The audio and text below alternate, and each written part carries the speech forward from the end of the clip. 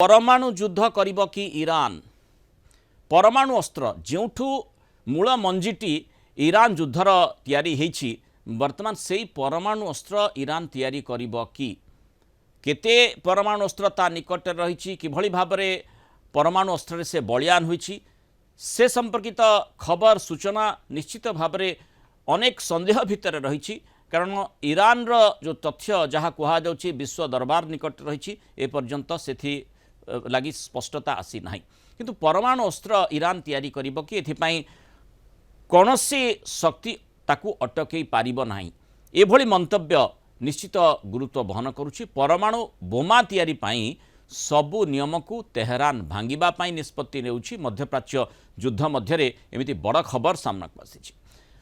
परमाणु अप्रसार चुक्तिनामा non proliferation treaty रु बाहरिबाकू Iran चिंता करुछि और जदि ए चुक्तिनामारू ईरान ओहरी जाए तेबे परमाणु अस्त्र विकास उपरे प्रतिबंधक निजकू मुक्त करिनेब। या द्वारा तेहरान परमाणु अस्त्र तैयारी रास्ता सफा करदेब एवं यार परमाणु कार्यक्रम विश्वस्तरीय जांच को अनुमति देवार दायित्व मुक्त होइजिब।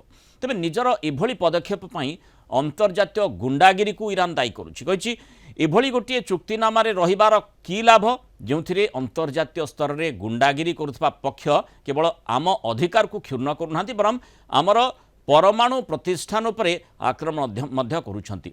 तेबे ईरान वैदेशिक मंत्रालय पक्षर कहुई तेहरान परमाणु अस्त्र तेबे तैयारी करिनी कि भविष्य में करिब नाही ए स्पष्टीकरण डिस्क्लेमरटी ता सहित दि जाइछि। अमेरिका राष्ट्रपति ट्रंप का अभियोग ईरान लुचि छपी परमाणु अस्त्र तैयारी करुछि। जदि या रोका न जाए तेबे आगकू ध्वंसलीला हेब।